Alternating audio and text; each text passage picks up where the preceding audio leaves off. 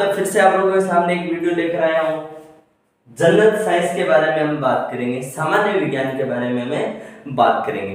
दोस्तों आज के दिन अगर हम देखें तो हर कंपटीशन में जनरल साइंस अपना प्रभाव दिखा रही है। हर कंपटीशन में जनरल साइंस के क्वेश्चन आते हैं जो सामान्य रूप से क्वेश्चन होते हैं, लेकिन उनको हम कर नहीं पाते क्योंकि हमें एक जैसा कंटेंट नहीं मिल पाता है। अगर हम बात करें तो राजस्थान भर्ती जो अभी प्रचलित में चल रही है उसमें जनरल साइंस के क्वेश्चन आएंगे।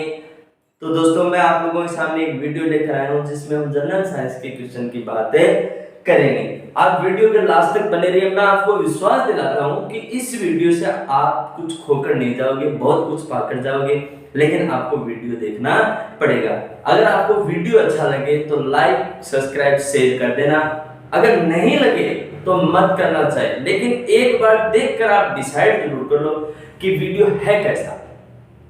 मैंने कंपटीशन के एग्जाम दिए हैं, हमें पता है कि जनरल साइंस के क्वेश्चन किस प्रकार से आते हैं। आज तो सेलेक्ट कर चुके हैं, लेकिन हमने एक टाइम ऐसा था कि जब हमने कंपटीशन के एग्जाम भी दिए थे, हमें पता भी है कि जनरल साइंस के क्वेश्चन जो परीक्षा लेते हैं वो किस प्रकार से पूछते हैं। तो मैं आप लोगों को विश्वास दिलाता हूँ कि इस वीडियो में आप लोगों को मैं जनरल साइंस के बारे में बहुत कुछ बताने वाला हूँ, तो वीडियो के लास्ट तक बने रहे। इस वीडियो में हम राजस्थान पुलिस के जो जनरल साइंस है उसकी हम सामान्य रूप से बात करेंगे। राजस्थान पुलिस में अगर हम देखें तो पीछे के जो पेपर हैं उनके जो क्वेश्चन है आए हैं किस प्रकार से हैं उनका पहले हम यहाँ पर डिस्कस करेंगे। उन क्वेश्चनों के माध्यम से ही मैं आप लोगों को अधिकांश जनरल साइंस राजस्थान पुलिस की कंप्लीट करा दूंगा। ये जरूरी नहीं है कि राजस्थान पुलिस में ये क्वेश्चन आए, अन्य भी जो भर्तियां हैं उन्हीं में भी इसी प्रकार के जनरल साइंस के क्वेश्चन पूछे जाते हैं। तो जरूरी नहीं है राजस्थान पुलिस के जो बच्चे हैं वो ही क्या करें, ये सामान्य विज्ञान की जो क्लास है वो देखें, अन्य जो बच्चे हैं वो भी इस क्लास को देखें और आपको जनरल साइंस में जरूर फायदा होगा। इसी आशा के साथ हम इस वीडियो को स्टार्ट करते हैं। आया पहला प्रश्न के बारे में हम यहाँ पर अध्ययन करते हैं। देखो क्या है, किसी कोशिका का कौन सा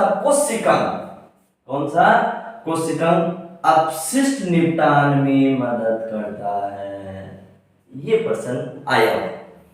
इसके चार ऑप्शन दिए हैं, लाइसोसोम, माइटोकॉन्ड्रिया, गोल्गी कॉम्प्लेक्स, अंतःपृथ्वी जालिका।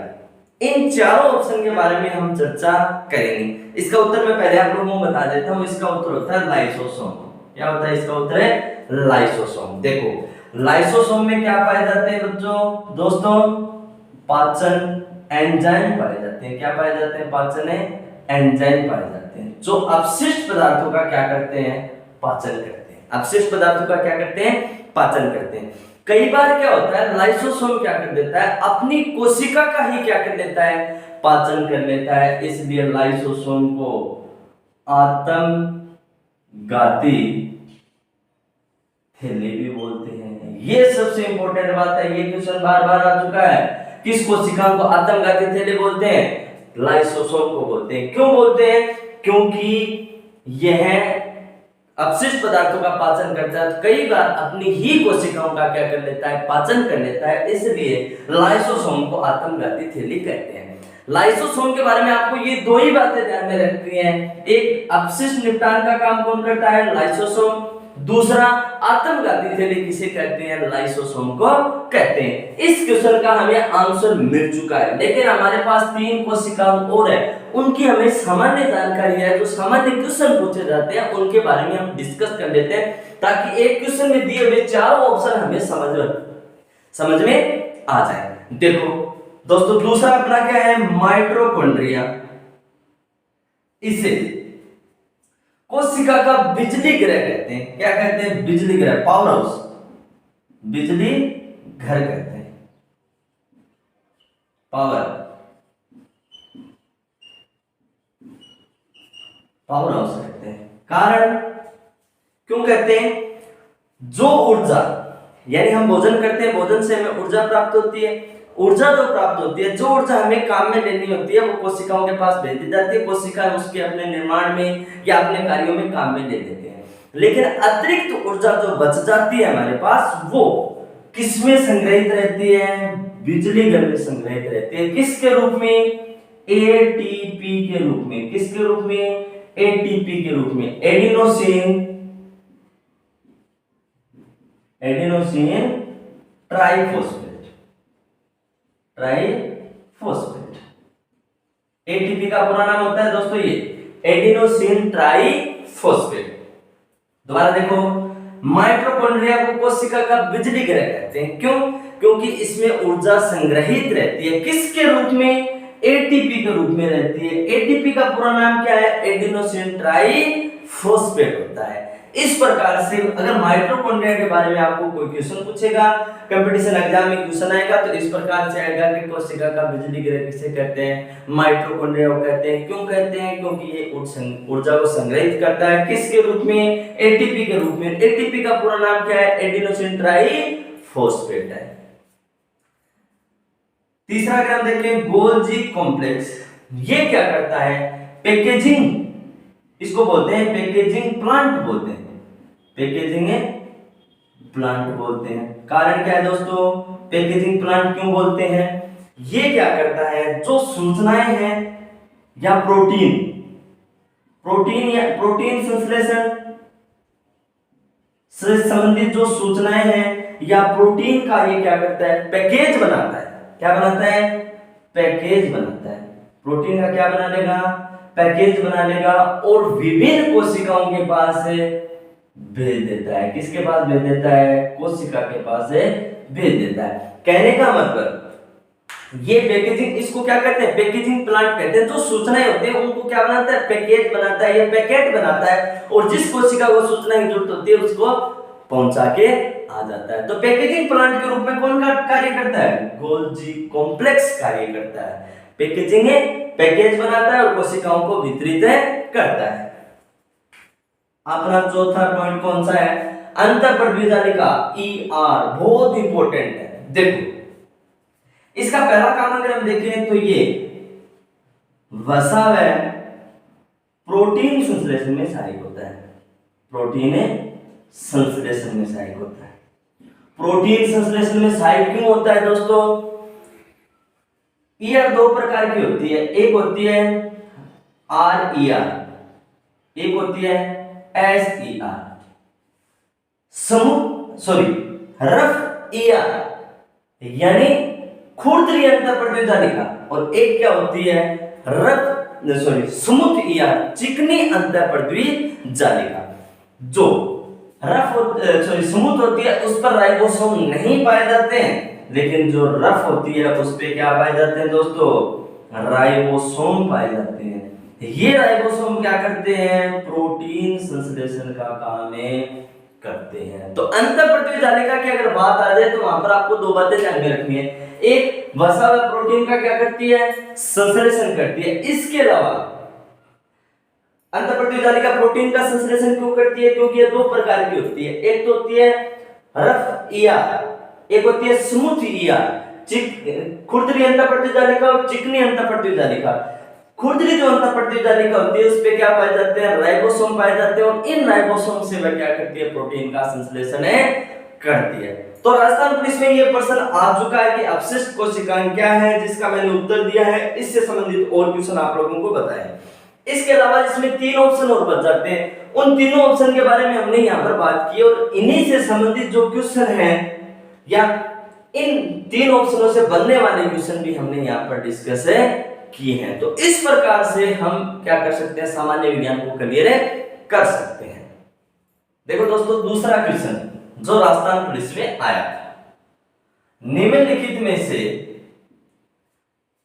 कौन सी मानव शरीर में एक अंतःस्रावी ग्रंथि नहीं है? क्या क्वेश्चन है? क्वेश्चन को बच्चों दोस्तों करने से पहले, परीक्षा में करने से पहले आपको एक बार उसको ध्यान से पढ़ना है। आपका आधा क्वेश्चन वहीं पे सही हो जाएगा, क्योंकि हम गड़बड़ कर देते हैं, इस नहीं को नहीं पढ़ते हैं, और नहीं को नहीं पढ़ते ही क्या होगा? नेगेटिव मार्किंग होगी। और अब तो एक ऑप्शन और आ गया, आरपीसी ने 5वां ऑप्शन डाल दिया है।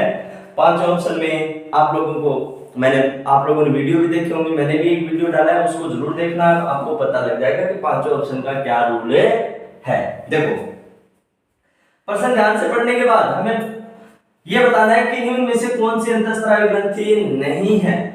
देखो ऑप्शन पढ़ लो, लार ग्रंथि, पीयूष ग्रंथि, थायराइड ग्रंथि और अधिवर ग्रंथि। इसका उत्तर होगा लार ग्रंथि, अंतःस्रावी ग्रंथि नहीं है। लार ग्रंथि अगर हम बात करें तो बाह्यस्रावी ग्रंथि जो हमारे मुख में पाई जाती है, जो किस क्या करती है, लार का श्रावण करती है, श्रावण करती है।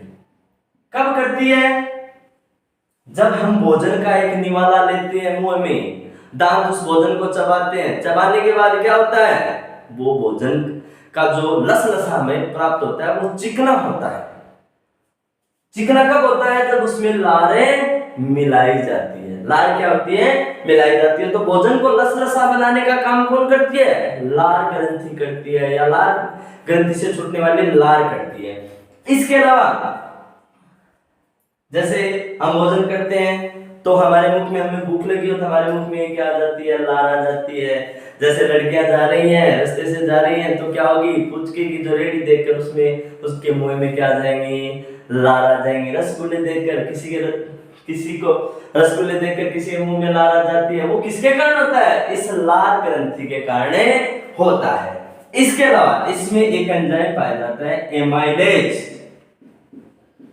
ये क्या काम करता है, मुख में भोजन का पाचन करता है। और भोजन के कौन से पोषक तत्वों का पाचन करता है, कार्बोहाइड्रेट। कार्बोहाइड्रेट का क्या करता है, पाचन करता है, या मंड का पाचन करता है, मुख में पाचन करता है।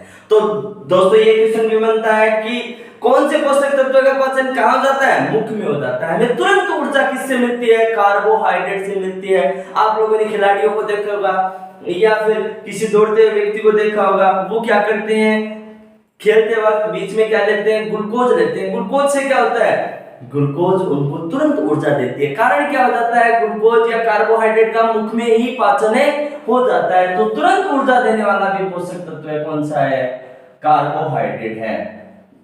तुरंत ऊर्जा हमें किससे मिलती है, कार्बोहाइड्रेट से मिलती है। इसके अलावा सबसे अधिक ऊर्जा अगर हम बात करें तो वसा से मिलती है। अगर हम हमारे मजबूती की बात करें, वर्दी कौन करवाता है या हमें मजबूत कौन बनाता है, तो वो होता है प्रोटीन होता है। तो कार्बोहाइड्रेट से हमें तुरंत ऊर्जा क्यों मिलती है, क्योंकि लार में एमाइलेज एंजाइम पाया जाता है, जो मंड का क्या कर देता है, मुख में ही पाचन कर देता है। अब तीन जो अंतःस्रावी ग्रंथियां दे रखी हैं, पीयूष ग्रंथि, थायराइड ग्रंथि, अधिवर ग्रंथि, इनके बारे में बात करते हैं, बहुत इंपॉर्टेंट है। देखो ध्यान से, पीयूष ग्रंथि की अगर हम बात करें तो पीयूष ग्रंथि एक हार्मोन छोड़ती है, कौन सा, वर्दी हार्मोन, वर्दी हार्मोन। इसके दो प्रभाव है भी, वर्दी हार्मोन।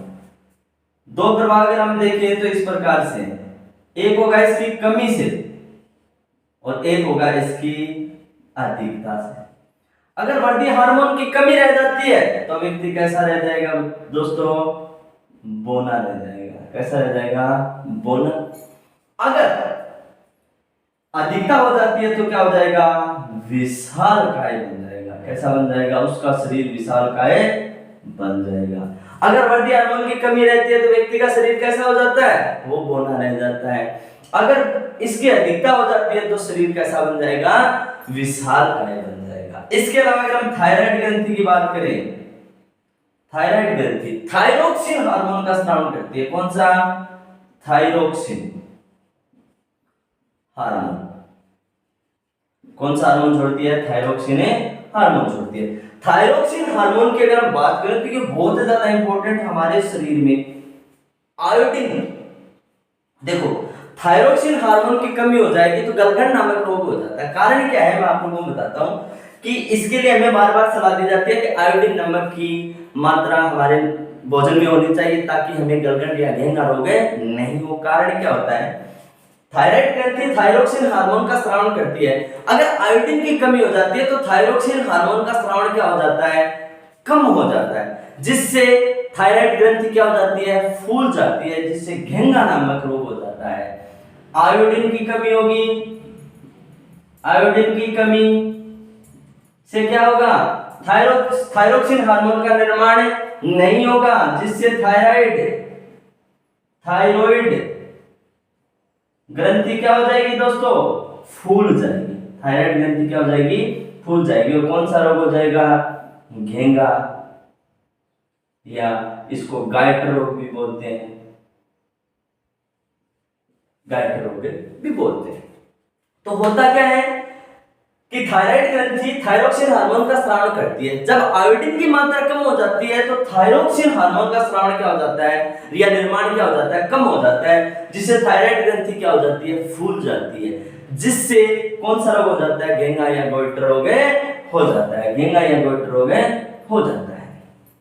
इसके अलावा ये क्या करती है, वसा के संश्लेषण में भी सहायक होती है। वसा व प्रोटीन के संश्लेषण में भी क्या होती है, सहायक होती है। थायराइड ग्रंथि के अगर काम पूछे जाएंगे तो आपको दो ही काम पूछे जाएंगे, एक घेंगा व गायटर रोग हो जाता है, दूसरा प्रोटीन व वसा का क्या करती है, ये संश्लेषण करती है। इसी प्रकार हम अधिवरक ग्रंथि की बात करें तो ये एड्रीनेलिन हार्मोन का क्या करती है, स्राव करती है। एड्रीनेलिन हार्मोन का स्राव करती है, जिसको आपातकालीन हार्मोन भी बोलते हैं। इसके अलावा संकट मोचन हार्मोन भी बोलते हैं। कारण, मान लो हम रास्ते में जा रहे हैं और एक शैतानी कुत्ता हमारे पीछे पड़ गया।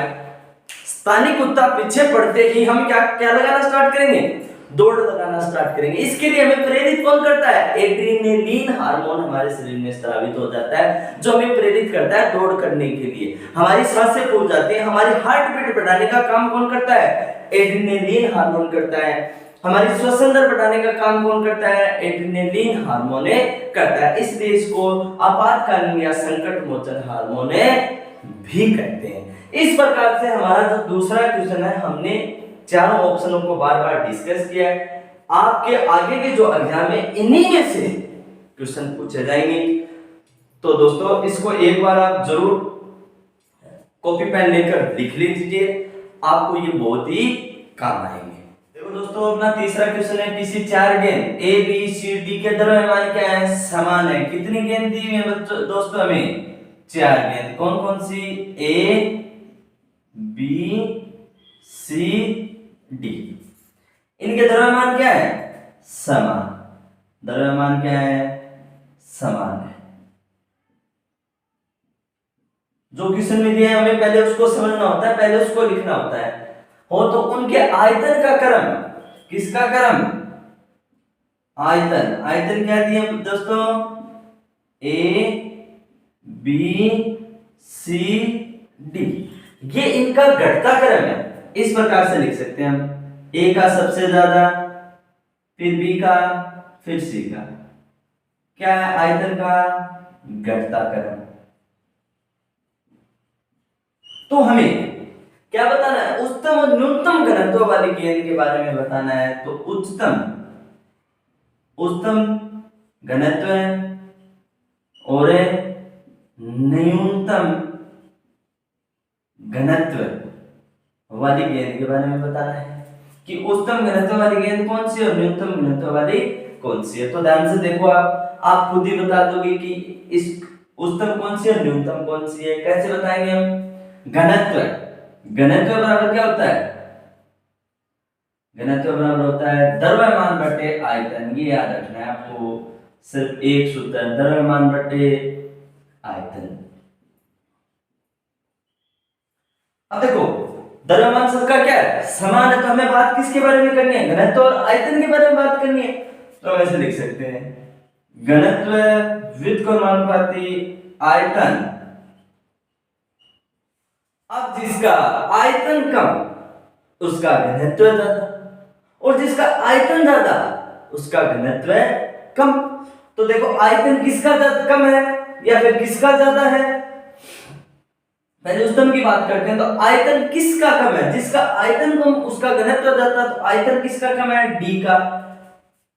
तो डी का जितना आयतन कम है उतना ही उसका घनत्व क्या है, ज्यादा होगा। इसमें कौन सा उत्तर आएगा, डी। इसी प्रकार आयतन किसका ज्यादा है, ए का ज्यादा है, तो उसका उतना ही घनत्व कम होगा, तो न्यूनतम घनत्व किसका होगा, ए का होगा। तो हमारा पहला आंसर इसका उत्तर होगा, पहला ऑप्शन इसका उत्तर होगा। आप लोगों को इसमें कुछ नहीं करना, सिर्फ और सिर्फ ये सूत्र दिमाग में होना चाहिए, घनत्व बराबर द्रव्यमान बटे आयतन, द्रव्यमान बटे आयतन। घनत्व द्रव्यमान समान है तो इन दो की बात करेंगे। आयतन हमें दे रखा है, हमें क्या ज्ञात करना है, घनत्व। जिसका घनत्व कम जिसका आयतन कम उतना ही उसका घनत्व क्या होगा, ज्यादा होगा। तो आयतन किसका कम है, डी का, तो सबसे ज्यादा घनत्व किसका होगा, डी का होगा। इसी प्रकार जिसका घनत्व कम सबसे कम है, जिसका आयतन सबसे ज्यादा है उसका घनत्व उतना ही क्या होगा, कम होगा। तो सबसे कम आयतन किसका है, ए का है, तो उसका घनत्व भी उतना ही ज्यादा होगा। तो इसका उत्तर क्या होगा दोस्तों, ए होगा। इस प्रकार से हम क्या कर सकते हैं, प्रश्न सोल्व कर सकते। क्वेश्चन क्या है दोस्तों, निम्नलिखित में से कौन सी इकाई चुंबकीय फ्लक्स को मापने में काम में आती है, के लिए प्रयोग की जाती है। तो इसका अगर उत्तर देखें तो इसका उत्तर होता है वेबर। वेबर जो होता है वो किसको मापने के काम में आता है, चुंबकीय फ्लक्स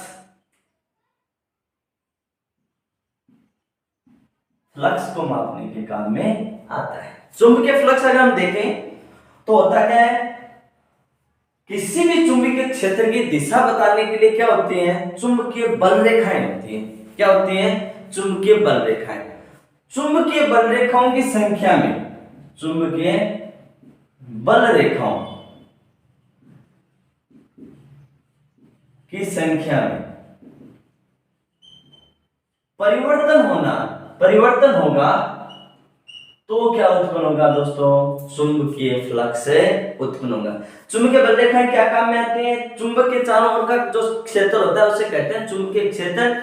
चुंबकीय क्षेत्र की दिशा बताने के लिए जिन बल रेखाओं का उपयोग किया जाता है उसे हम क्या कहते हैं, चुंबकीय बल रेखाएं कहते हैं। जब चुंबकीय बल रेखाओं में परिवर्तन होता है, तो क्या उत्पन्न होता है, चुंबकीय फ्लक्स उत्पन्न होता है, जिसका मात्रा क्या है, वेबर होता है। जिसका मात्रा क्या होता है, वेबर होता है। आगे के ऑप्शन की बात करें, ओम किसका मात्रक होता है, प्रतिरोध का मात्रक होता है। किसका, प्रतिरोध का। जिसका सिग्नल क्या होता है, सिग्नल ही होता है। इस प्रकार से लिखते हैं। प्रतिरोध का तो आर होगा, प्रतिरोध का प्रतीक क्या होगा, आर, लेकिन ओम का होगा ये प्रतीक इस प्रकार से। तो ओम किसका मात्रक है, प्रतिरोध का मात्रक है। प्रतिरोध क्या होता है, धारा के मान का क्या करता है, ये विरोध करता है, धारा के बढ़ने का विरोध करता है, यानी धारा को रोकने का काम कौन करता है, प्रतिरोध करता है। धारा को रोकने का काम कौन करता है दोस्तों, प्रतिरोध करता है। कैसे, देखो किसी भी तार में धारा प्रवाहित होती है, धारा सिर्फ और सिर्फ किसके कारण प्रवाहित होती है, इलेक्ट्रॉन के कारण प्रवाहित होती है। इलेक्ट्रॉन को पीछे से धक्का लगाने का काम कौन करता है, वोल्ट करता है। इलेक्ट्रॉन को पीछे से धक्का लगाने का काम कौन करता है, वोल्ट करता है। और आगे से रोकने का काम कौन करता है, प्रतिरोध करता है। तो प्रतिरोध क्या करता है, धारा के विरुद्ध चलता है, वोल्ट धारा के दिशा में चलता है। तो इस प्रकार से बीच में कौन होता है, इलेक्ट्रॉन होता है। इलेक्ट्रॉन को जितनी अधिक वोल्टता मिलेगी उतना ही अधिक क्या होगा, करंट होगा, और वापस से आएंगे या फिर सामने रोकने का काम कौन करता है, प्रतिरोध करता है। तो बीच में कौन आता है, इलेक्ट्रॉन। देखते हैं दो लोगों की लड़ाई हो जाती है, फायदा किसको होता है, तीसरे को होता है। जैसे आप लोगों ने देखा हो टंगस्टन हम देखते हैं, टंगस्टन का जो तार होता है, टंगस्टन में जैसे ही क्या होगा, इलेक्ट्रॉन प्रवाहित होगा, ये तेजी से क्या होने लग जाता है, गर्म होने लग जाता है। तेजी से क्या हो जाता है, गर्म होकर चमकने लग जाता है। इतना अधिक इसको गुस्सा आ जाता है कि ये क्या होने लग जाता है, चमकने लग जाता है। इतनी अधिक लड़ाई करता है कि ये क्या होने लग जाता है, चमकने लग जाता है। इसलिए इसका उपयोग किसमें करते हैं दोस्तों, बल्ब में करते हैं। नाइक्रोम भी देखा होगा आप लोगों ने, क्या नाइक्रोम, नाइक्रोम को भी क्या कर लो, जितना आप इसको अधिक करंट दोगे यह इतना ही ज्यादा गुस्से में होगा और क्या होने लग जाएगा, चमकने लग जाएगा। तो हीटर में भी इसका उपयोग करते हैं दोस्तों, नाइक्रोम के तार का उपयोग करते हैं। कॉपर की बात करें, कॉपर, तो कॉपर को जब करंट दिया जाता है तो इसको गुस्सा आ जाता है और वह गोल गोल घूमने लग जाता है। यानी पंखा जो होता है, फैन जो होता है, किसका उपयोग किया जाता है, पंखे में। पंखे में किसका उपयोग होता है, कॉपर के तार लगा होता है, कॉपर के तार की बनी हुई मोटरें लगी होती है। तो धारा को रोकने का काम कौन करता है, प्रतिरोध करता है। धारा को आगे बढ़ाने का काम कौन करता है, वोल्ट करता है। जैसे टंगस्टन में ज्यादा करंट देंगे ये ज्यादा गर्म होगा, बल्ब भी इसका उपयोग कर दिया, नाइक्रोम का हीटर में, कॉपर का पंखे में। इस प्रकार से हम ओम के यानी सॉरी प्रतिरोध को समझ सकते हैं।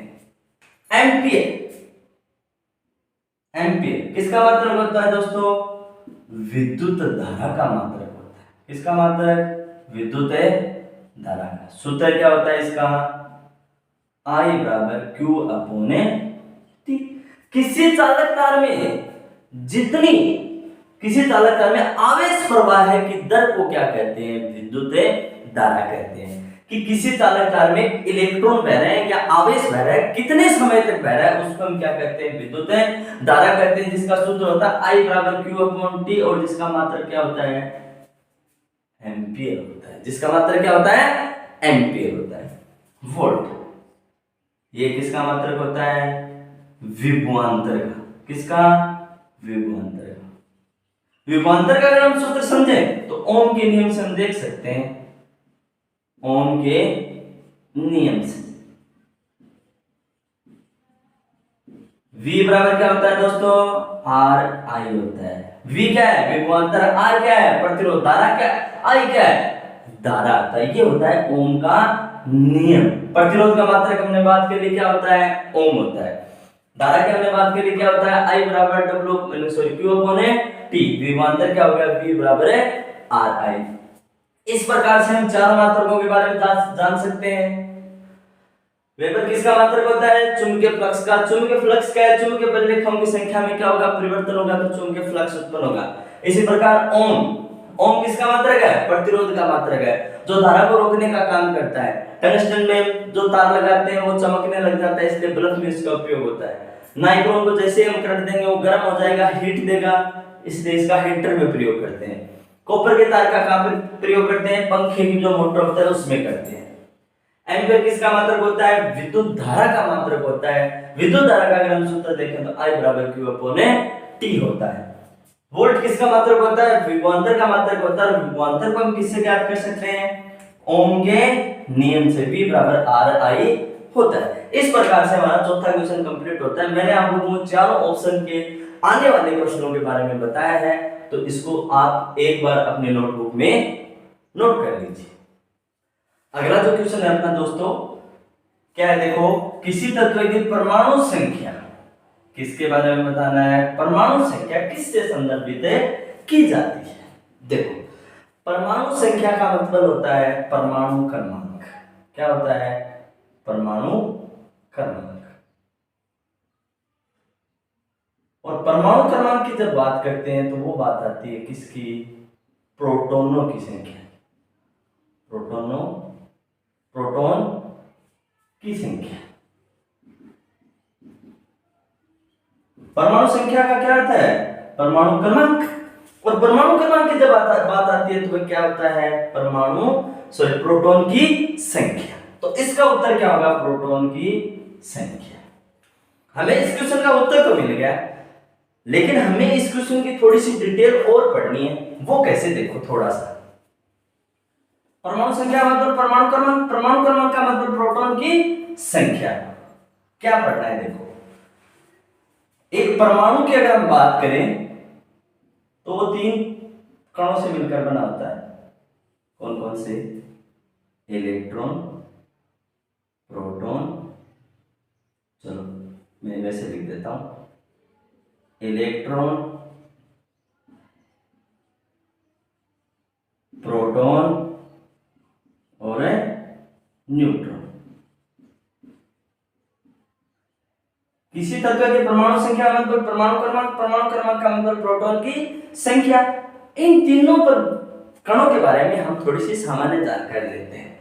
इसको किससे व्यक्त करते हैं? ई से, आवेश माइनस, इसको पी से, आवेश प्लस, इसको एन से, आवेश उदासी।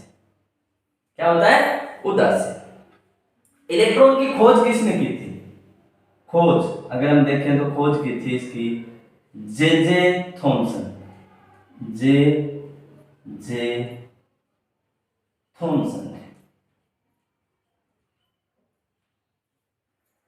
जे थॉमसन ने की थी। इसी प्रकार प्रोटॉन की खोज देखें तो इसकी खोज रदरफोर्ड व गोल्डस्टीन ने इसकी खोज की थी। इसके अलावा न्यूट्रॉन की देखें तो इसकी खोज किसने की थी दोस्तों? James Chadwick. किसने की थी? James Chadwick. इसकी खोज किसने की थी? James Chadwick. तो इन तीनों कणों के बारे में आपको सामान्य जानकारी होनी चाहिए। एक परमाणु की अगर संरचना देखें तो रदरफोर्ड ने एक अपना परमाणु मॉडल दिया था। क्या दिया था? कि परमाणु के नाभिक में, परमाणु के अंदर एक धनावेशित भाग होता है जिसे हम क्या कहते हैं? नाभिक कहते हैं। नाभिक में प्रोटॉन और न्यूट्रॉन पाए जाते हैं और इसके चारों इलेक्ट्रॉन क्या करते रहते हैं? चक्कर लगाते रहते हैं। इलेक्ट्रॉन क्या करते रहते हैं? चक्कर लगाते रहते हैं। यानी परमाणु के अंदर एक धनावेशित भाग होता है जिसे नाभिक कहते हैं, जिसके अंदर क्या पाए जाते हैं? प्रोटॉन और न्यूट्रॉन पाए जाते हैं। इलेक्ट्रॉन इसके चारों क्या लगाते रहते हैं? चक्कर लगाते रहते हैं। ये तीनों कण इस परमाणु के अंदर व्यवस्थित होते हैं। प्रोटॉन का मतलब होगा परमाणु संख्या या क्रमांक।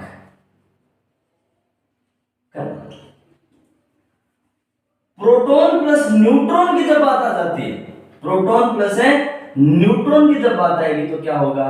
परमाणु भार होगा।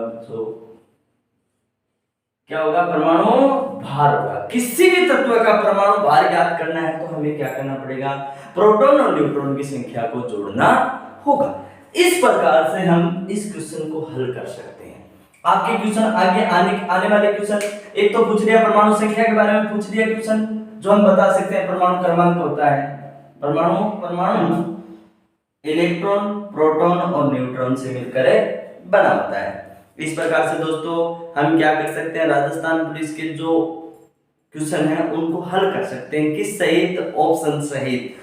जैसे मैंने यहाँ पर 5 क्वेश्चनों का हल आप लोगों को दिया, लेकिन किस प्रकार से दिया वो आप लोगों के सामने है। मैंने चारों ऑप्शनों को बारी बारी हल किया है और इन्हीं जो मैंने बताया है उन्हीं में से ही आगे जो कंपटीशन होते हैं उनमें क्वेश्चन पूछे जाएंगे। तो दोस्तों इसी प्रकार की जानकारी प्राप्त करने के लिए चैनल से जुड़े रहें। मैं आगे और जो क्वेश्चन है उनके हल आपको इस वीडियो में बताया उसी प्रकार से बताऊंगा और राजस्थान पुलिस की जो जनरल साइंस है वो आप लोगों को मैं उपलब्ध करवाता रहूंगा। लाइक सब्सक्राइब जरूर करें। धन्यवाद।